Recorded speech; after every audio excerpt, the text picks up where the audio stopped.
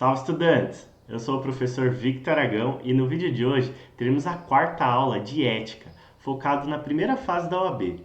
Veremos um assunto importante que é muito cobrado na prova da OAB, a banca FGV cobra muito, que é da sociedade de advogados. Esse tema está entre os artigos 15 a 17 do Estatuto da OAB.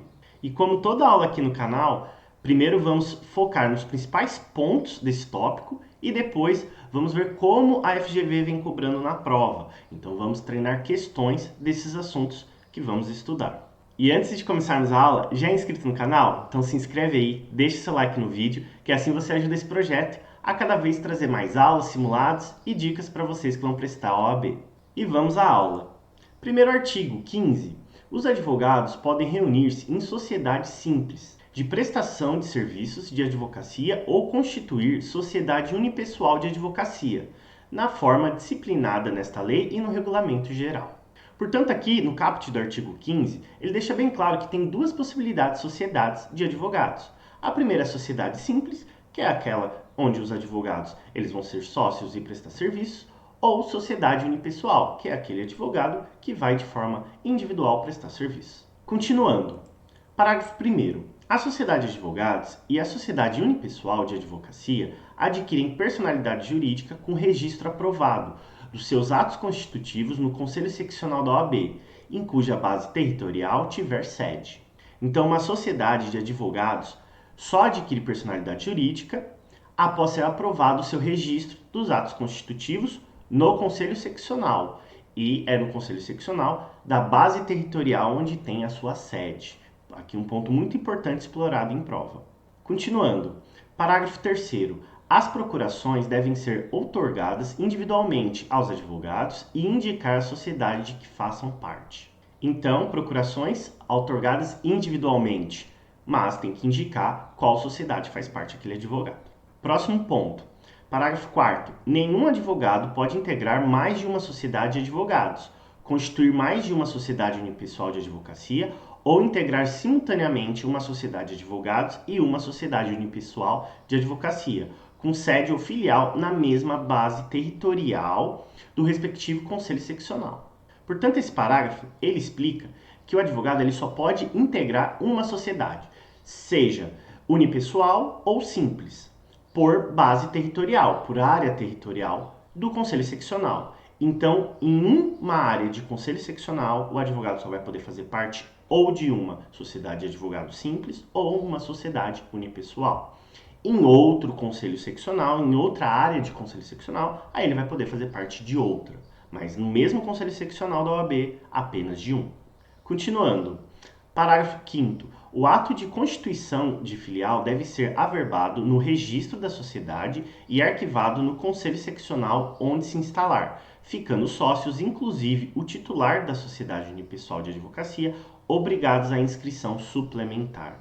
Esse parágrafo 5º é muito importante porque ele explica constituição de filial. Então, por mais que o advogado só pode fazer parte de uma sociedade por conselho seccional, por área desse conselho seccional, ele pode abrir filiais em outras áreas de conselhos seccionais diferentes, diversos.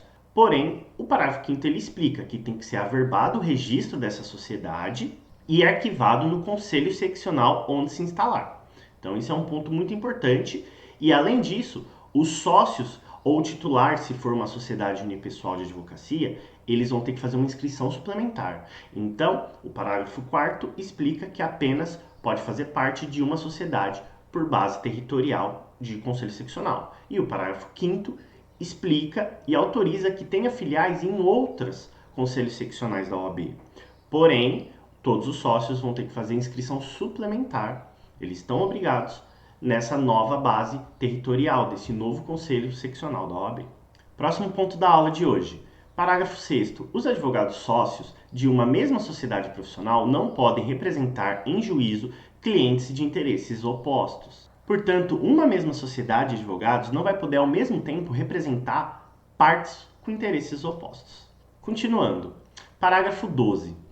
A sociedade de advogados e a sociedade unipessoal de advocacia podem ter como sede, filial ou local de trabalho espaço de uso individual ou compartilhado com outros escritórios de advocacia ou empresas, desde que respeitadas as hipóteses de sigilo previstas nessa lei e no Código de Ética e Disciplina.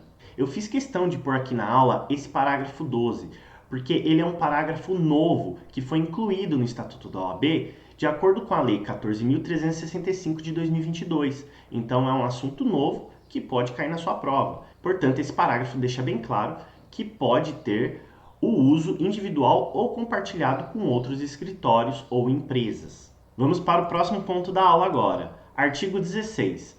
Não são admitidas a registro nem podem funcionar todas as espécies de sociedades de advogados que apresentem forma ou características de sociedade empresária, que adotem denominação de fantasia, que realizem atividades estranhas à advocacia, que incluam como sócio ou titular de sociedade unipessoal de advocacia, pessoa não inscrita como advogado ou totalmente proibida de advogar.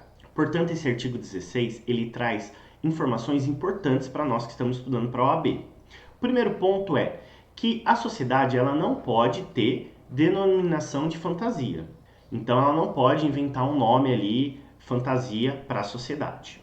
E outro ponto, só pode fazer parte da sociedade advogado. Pessoa que não é inscrita como advogado não pode fazer parte da sociedade. E também aquelas pessoas que estão proibidas de advogar. Então, esses dois tipos de pessoas não pode. Então, resumindo, apenas advogado apto a advogar que pode fazer parte da sociedade. Outro ponto importante é que não pode essa sociedade de advogados prestar atividades estranhas à advocacia. Então, não pode ser um escritório que é de advocacia e de algum outro tipo de atividade profissional. Então, esses são pontos importantes que o artigo 16 traz para nós. Continuando, parágrafo 1º. A razão social deve ter obrigatoriamente o nome de, pelo menos, um advogado responsável pela sociedade, podendo permanecer o de sócio falecido, desde que prevista tal possibilidade no ato constitutivo. Então, parágrafo 1º deixa bem claro, assim como vimos que não pode ter uma denominação de fantasia lá no caput, o parágrafo 1º explica que a razão social obrigatoriamente tem que ter o nome de um dos advogados responsáveis. E pode sim um sócio falecido continuar com seu nome na sociedade, desde que aí vem um requisito e essa possibilidade seja prevista no ato constitutivo. Próximo ponto da aula, parágrafo 3º. É proibido o registro nos cartórios de registro civil de pessoas jurídicas e das juntas comerciais de sociedade que inclua, entre outras finalidades, a atividade de advocacia. Então foi aquilo que a gente falou. Não pode ter atividades diversas da advocacia. Então é proibido o registro em cartórios, em junta comercial de qualquer sociedade que queira, além de outras finalidades profissionais, de serviços, a atividade de advocacia. Próximo parágrafo. Parágrafo 4º. A denominação da sociedade unipessoal de advocacia deve ser obrigatoriamente formada pelo nome de seu titular, completo ou parcial, com a expressão Sociedade Individual de Advocacia. Então, o parágrafo 4º é específico para aquela sociedade unipessoal, que é apenas um advogado. Então, obrigatoriamente tem que ter o nome dele, pode ser completo ou parcial, e tem que ter a expressão Sociedade Individual de Advocacia. Então, aqui um ponto muito específico da sociedade unipessoal. Continuando, agora vamos para o artigo 17. Além da sociedade, o sócio e o titular da sociedade individual de advocacia respondem subsidiariamente e ilimitadamente pelos danos causados aos clientes por ação ou omissão no exercício da advocacia, sem prejuízo da responsabilidade disciplinar em que possam incorrer. Ponto importante aqui da aula, que o sócio, a sociedade e o titular da sociedade individual, eles respondem subsidiariamente e ilimitadamente por qualquer dano causado, qualquer lesão, prejuízo aos seus clientes, por ação ou omissão no exercício da sua profissão, a advocacia.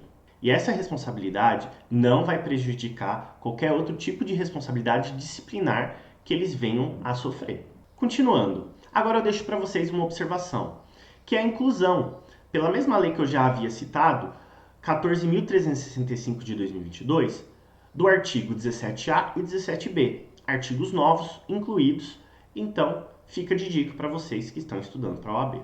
Continuando, Tá gostando da aula? Então se inscreve aí no canal, deixa seu like no vídeo, que assim você ajuda esse projeto, e me segue lá no Instagram. Sempre que tem vídeo novo aqui no canal, eu divulgo por lá, além de dicas e informações para vocês como prestar a OAB.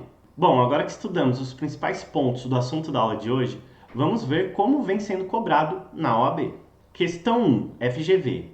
Recém-formadas e inscritas na OAB, as amigas Fernanda e Júlia desejam ingressar no mercado de trabalho. Para tanto, avaliam se devem constituir sociedade unipessoal de advocacia ou atuar em sociedade simples de prestação de serviços de advocacia. Constituída a sociedade, Fernanda e Júlia deverão observar que: vamos às alternativas. Letra A. A sociedade unipessoal de advocacia adquire personalidade jurídica com registro aprovado dos seus atos constitutivos no cartório de registro civil de pessoas jurídicas, sujeito à homologação da OAB. Errado. Como vimos, a letra A está errada, porque a sociedade unipessoal e a sociedade simples, elas vão ter os seus atos constitutivos aprovados no Conselho Seccional da OAB e não no cartório de registro civil. Letra B. As procurações devem ser outorgadas à sociedade de advocacia e indicar individualmente os advogados que dela façam parte. Letra B também errada. Como vimos, procuração ela deve ser outorgada ao advogado individualmente e indicar qual é a sociedade que ele faz parte. Então, eles inverteram na letra B, está errada a resposta. Letra C. Poderão integrar simultaneamente uma sociedade de advogados e uma sociedade unipessoal de advocacia com sede na mesma área territorial do respectivo conselho seccional. Errado. Na mesma área territorial do conselho seccional, ou você vai poder ter como advogado uma sociedade de advogados ou uma sociedade unipessoal. Não vai poder integrar as duas ao mesmo tempo. E agora a nossa resposta correta, letra D. Os advogados integrantes da sociedade não poderão representar em juízo clientes de interesses opostos. Perfeito, essa é a nossa resposta, letra D. Está lá no artigo 15, parágrafo 6º do Estatuto da OAB, como estudamos na aula de hoje. Próxima questão.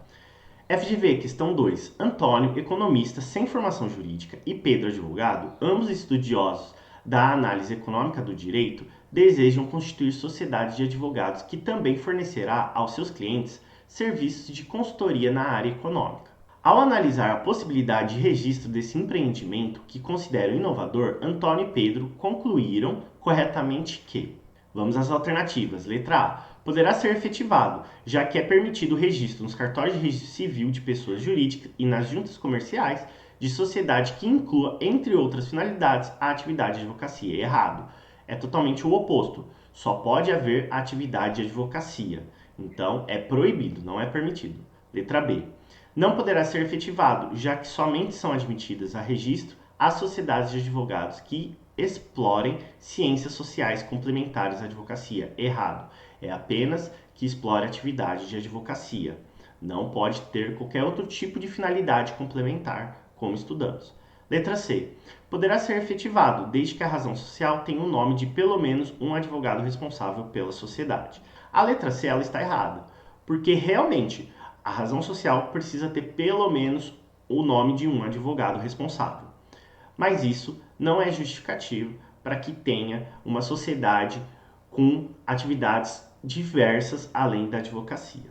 E letra D, que é a nossa resposta, não poderá ser efetivado, já que não são admitidos a registro de sociedades de advogados que incluam como sócio pessoa não inscrita como advogado ou totalmente proibida de advogar. Resposta correta, letra D. Está lá no artigo 16 caput do Estatuto da OAB.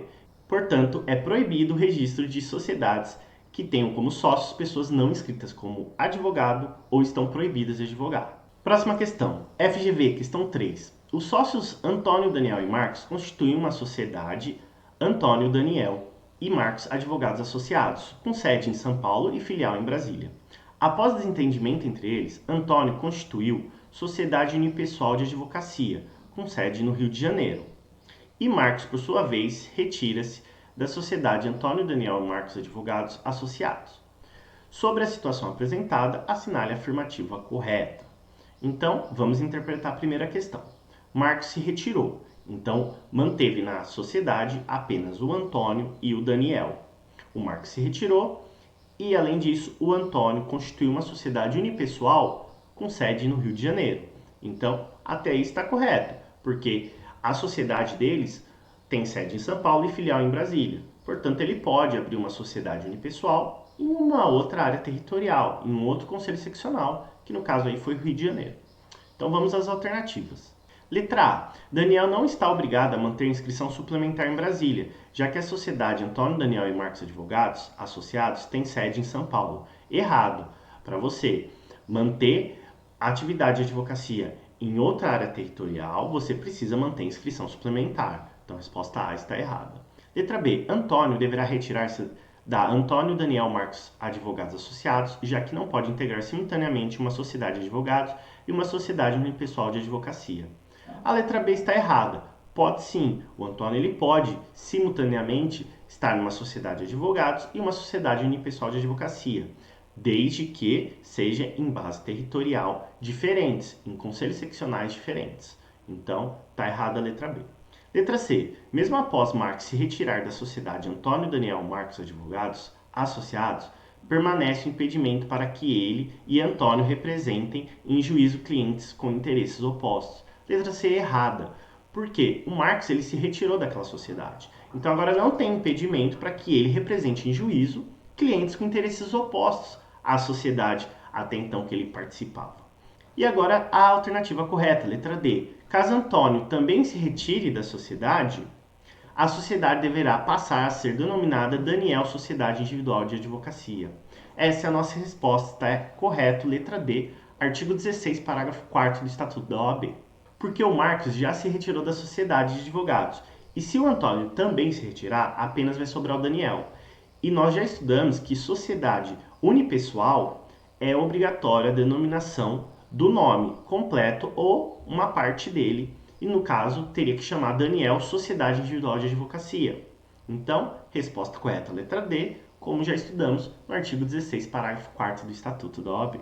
E assim, futuros doutores, chegamos ao fim de mais uma aula aqui no canal. Espero que tenham gostado. Vimos um ponto muito importante cobrado nas últimas provas da OAB. Qualquer dúvida, deixem aí nos comentários que eu respondo vocês. E até o próximo vídeo, estudantes!